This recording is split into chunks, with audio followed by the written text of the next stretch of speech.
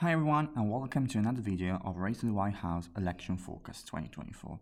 On this video we're going to take a look at the new update of my 2024 election forecast model after the vice presidential debate.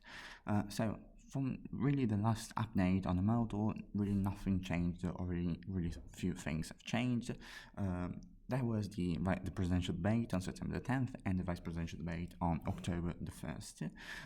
There was any surprise there, but the only thing that happened was Kamala Harris gaining a little bit ground in national polls, and this reflected in her actually being projected to win the popular vote by 1.8 points and having a 77% chance of winning the popular vote and a projected margin of 49.3, taking into account that third-party candidates are projected to receive 3.12%, which is actually way lower than the expected margin before RFK dropped out of the race.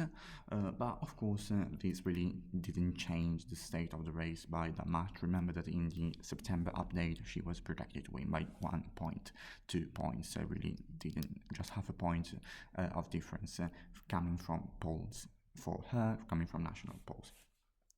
But of course, as you know, we really give popular vote really doesn't matter when it comes to a presidential election, or it really doesn't matter that much. The only thing that matters, of course, is the electoral college. So the answer is how those votes are going to affect the electoral college. So I've already filled out all the states that are leaning or likely or safe in favor of either candidate. It means that those states really are not going to decide the presidential election, and I expect that if any candidate will win any of those states that are already rated in the map, the election will actually result in a landslide. For example, if Trump won Minnesota, I believe it will win on a landslide, and on the other hand, if Harris won Texas, for example, it would mean that she performed very, very well nationwide and probably carry all the other swing states.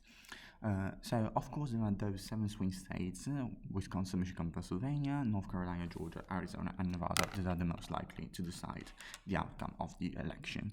So let's try to take a look at each of them states, comparing polls, demographics, and the projection of the model. Starting here from Wisconsin, I'm going to put down Wisconsin as lean Republican. I know I'm going kind of out on a limb right here. Many pundits have a toss-up state or either a tilt Democrat state, but the fact is that fundamentally speaking, Wisconsin really favors Republicans. Wisconsin is the whitest, the most rural, and the oldest state of the Rust Belt state. And of course, there's a good rural population right here, and again, it's trending heavily to the right. It voted for Obama both in 2008 and 2012, and then it shifted heavily to vote for Trump in 2016 and narrowly for Biden by just 0.6 points in 2020. So, of course, this again is fundamentally speaking the most right-wing state of those in the Rust Belt state. Very rural. Democrats should make up margins here in Dane County, home to Madison, and Milwaukee County, home to state capital Milwaukee. But again, the state is really been shifting to the right. The only silver lining for Democrats right here is that Wisconsin is the least religious state of the 3 upper Midwestern states, and this may help them with the issue of abortion. Even though that in presidential election the effect of abortion on turnout may be actually lower than it was in the midterms, I don't think many people actually deciding to change their affiliation or really try to turn out because of abortion, or maybe not in significant numbers. And even 2022 election in the midterms that was favorable for Democrats as they lost the Senate race by just 1 point, and 2023 Supreme Court here again favorable to liberal justice. I don't think that may have such a bearing in the 2024 election. Consider also polls right here in Wisconsin. As you may see, Wisconsin actually is one of the states where Harris has polled the better, but the important thing is that her lead has consistently shrunk, and now she's leading by just 0.84 points as per Real Clear Politics. There was time where she had a 2-point lead, for example, right here, 1.9, as you can see, 2.1. And the important thing to remember is that Wisconsin is one of the states where polls were really wide off the mark in 2020 and 2016. They missed Trump by 7 and 8 points. So this actually factor in our projection that give Trump's a 4-point advantage in Wisconsin. Don't take this number as face value. I expect it may be a little bit lower, maybe around 3 or 2 points. But the fact that matters is here, probability is Trump has around 79% chance of winning Wisconsin. The fact is that right now, Trump is favored in Wisconsin, in my opinion. This does not mean that he will win Wisconsin. Actually, things may change in case of a big Harris win, but I think that Wisconsin is actually one of the most right-leaning states among the battlegrounds. Maybe I think the only battleground that may vote to the right of Wisconsin this year may be North Carolina. Now heading down to Michigan, we're going to put Michigan down as tilt Republican, tilt in favor of Donald Trump. As you can see, our projection right here gives Trump a minor edge, just around 0.43 points, with an associated probability of 53%. This, of course, doesn't matter, right? This is a statistical tie, so it would go down as toss-up if we had a toss-up map. But, of course, the important thing to notice here is that the race is very close. But if we're going to say, right now is leading, that is Donald Trump, by a negligible amount, it means Harris really can change the game here. Wisconsin is the most left-leaning state here in the upper Midwest state, and maybe the most left-leaning state of all the swing states, or one of the most left-leaning. This is because it's way more educated and more urban than the other states. In particular, Wisconsin, we have big population areas in Detroit, in Grand Rapids, where Trump really lost appeal in the 2020 election. But we also have big rural areas and big blue-collar workers right here, and we know that Trump made big inroad into those population, and with the state of the economy very bad, according to many people, Trump is hoping to turn it out to vote, really. Another thing to take into account for Democrats, and may be a big hard nut to crack, is really the Muslim population here in the Detroit Eastern area. They are really disappointed about the administration handling of Israel versus Gaza, Israel war in Gaza, and the Palestinian issue. And of course, this resulted in February resulted in 100,000 people voting uncommitted in the Democratic primary, so showing their frustration at Biden administration. Of course, many of those people actually could come back home when they notice that Trump actually is not better than Harris when it comes to Israel war. Actually, it's really worse because, he really recognized Jerusalem as the capital of Israel, so it may be a really pro-Israel candidate. But many young people in particular may be disaffected and they could not turn out. And this may really be a problem for Harris because she needs to run up her vote here in the region, here in the urban regions. And when it comes to polls, really, we've seen the same dynamics, all right? We've seen polls, and you have some really good polls showing Trump actually ahead, or a New York Times Siena College showing Harris just ahead by 1 point. I think Harris is having problems here in Michigan, and if you look at the lead right here, for example, it really went to around 2 points, and now it's just down to less than 1 point. So it means that something is happening, and it really means that Michigan is no longer the lean Democratic state. Is a pure toss-up, and right now Trump is now really ahead according to the model. But of course, right now it's 50-50. But if Trump wins Michigan, path for Harris really shrunk when you look for her to win the White House, as you can see right now. And then to the state of Minnesota, Pennsylvania, excuse me. The state of Pennsylvania is regarded by many people as a tipping point state.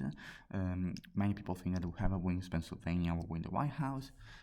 This is particularly true for Trump because if Harris doesn't win Pennsylvania, she really has not many paths to win the White House. She should have to win most probably the state of North Carolina. It's possible, but unlikely that she wins North Carolina and loses Pennsylvania. Unlikely, but again, possible. On the other hand, Trump has a better path because if Trump loses Pennsylvania, for example, he has a path by winning the state of Wisconsin, the state of Arizona and the state of Georgia. Those are three states that he lost by less than 0.6%, 0.2% in Georgia, 0.3% in Arizona, and 0.6% in 2020. But again, I don't know, maybe those two states are really trending to the right, to the left of the nation. So it's not granted that he will win Arizona and Georgia if we win Wisconsin. But again, this is a very, very reasonable and doable path for Trump without Pennsylvania. Harris does not have as a easy path or as a doable path without Pennsylvania. So if you look down at our model, the race in Pennsylvania is really close, but Trump has an edge. Like in Michigan, the probabilities are less than 60% for Trump at 58%. So if we go down, it's kind of toss-up state. We had a toss-up rating in the map, but right now Pennsylvania is going for Trump by 1 point. So we're going to rate it down as tilt Republican in this map. If you look at the demographic here in Pennsylvania, going through from Michigan to Ohio to Pennsylvania, you see the Democrats really need to rack up the margins here in Philadelphia County, in Philadelphia and Delaware County, and here in the suburbs we have Chester County, Montgomery County, Bucks County, and these suburbs where Trump really struggled in 2020, but given the state of the economy, given the fact that Trump is really making good polls, the fact that Harris may be struggling with her moderate voters for her liberal past, I think that Trump will actually gain some votes right here. And of course, those votes need to make up those rural, blue collars, and old voters here in the red sea right here in the rural counties. Trump is poised to make some gains here, and she's something that Harris really wants to stave off, right? She wants to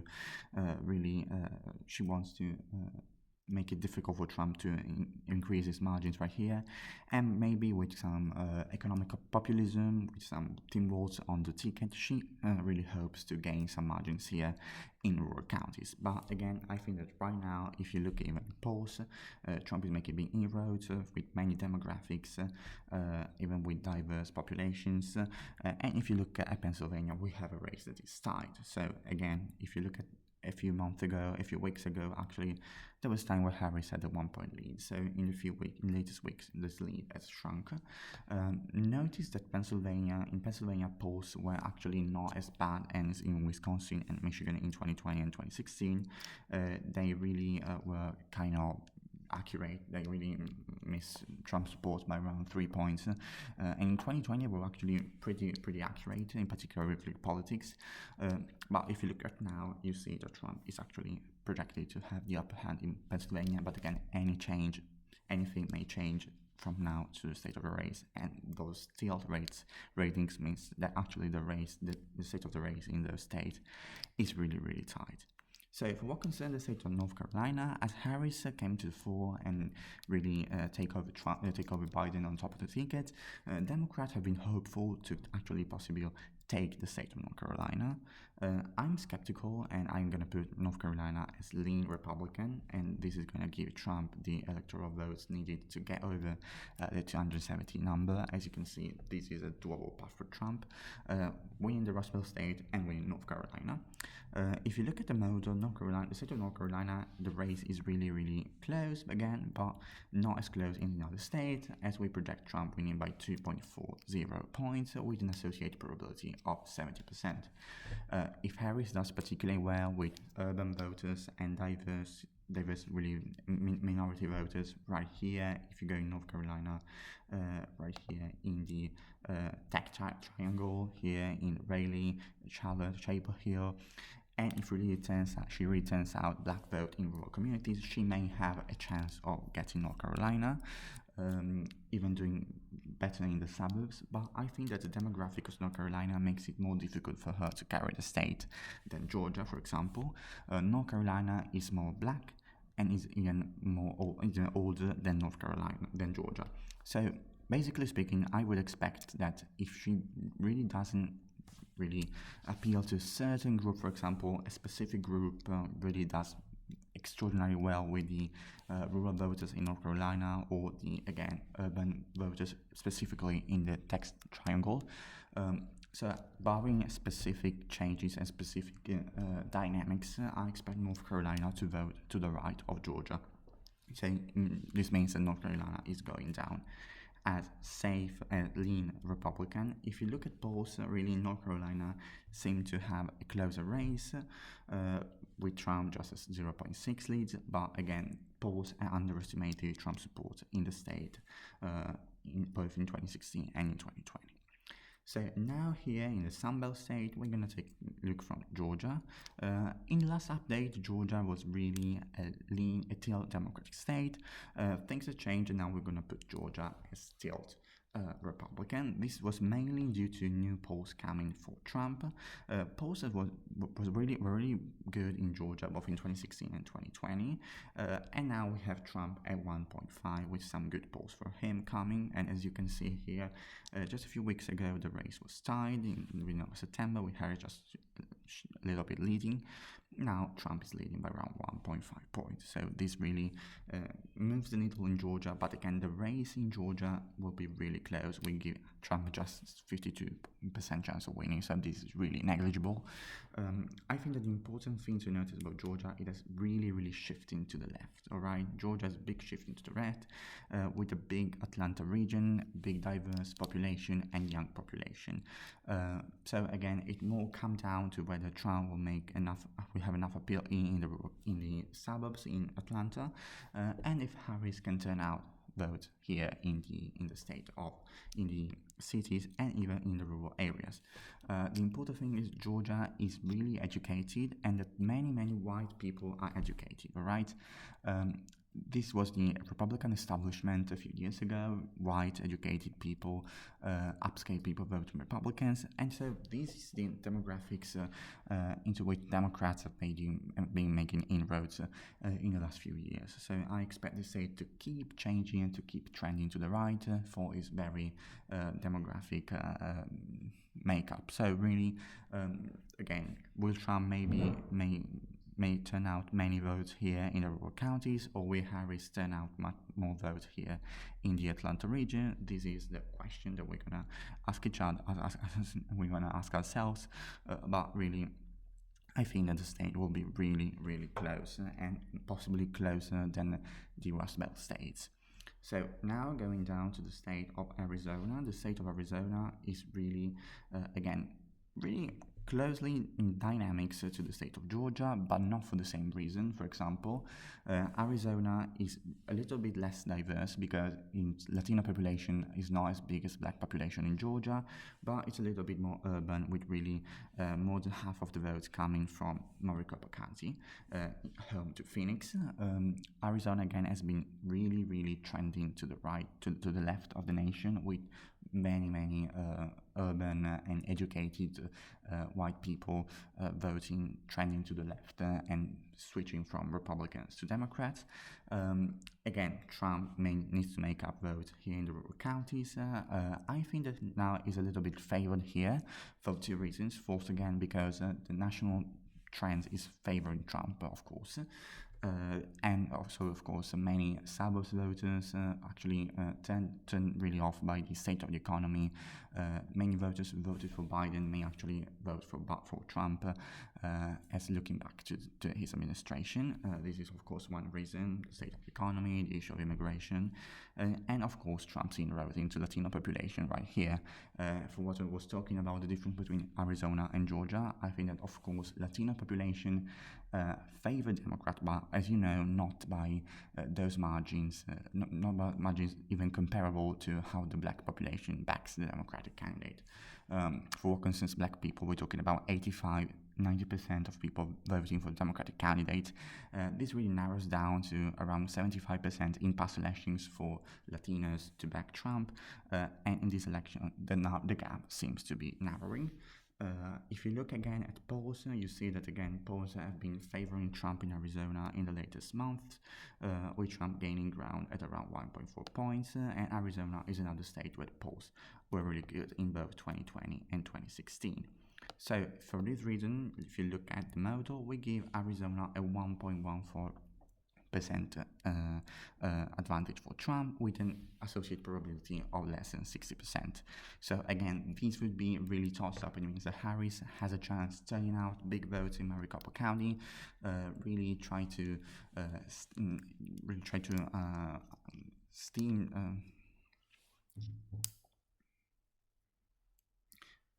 Really try to prevent Trump from gaining votes in the rural areas. But again, right now, Trump is narrowly favored, and Arizona is the only one of the tilt states on the top sub-states that has a projected margin more than 1%, but will go down as likely as a tilt Republican as well.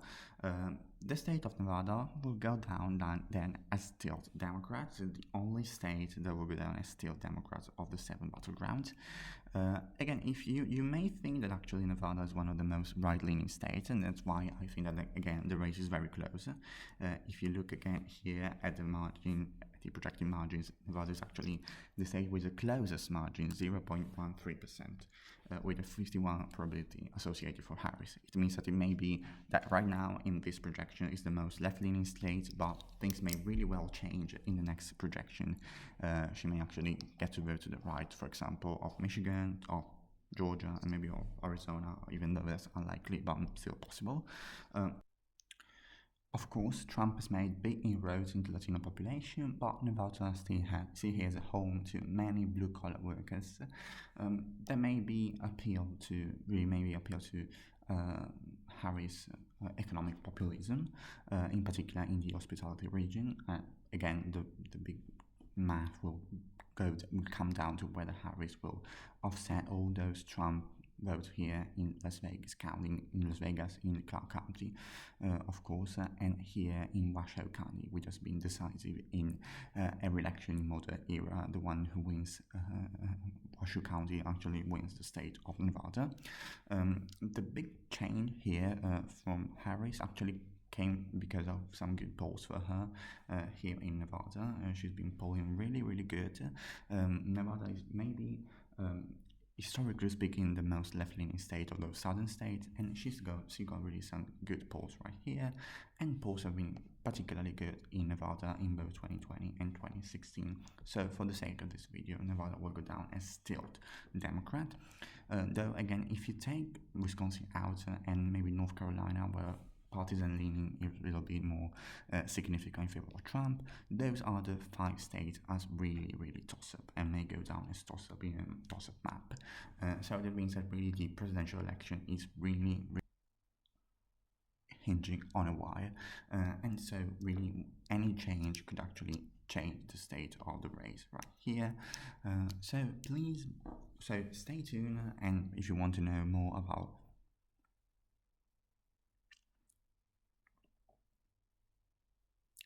So stay tuned and subscribe if you want to know more about other projection and how the state of the race is going to evolve.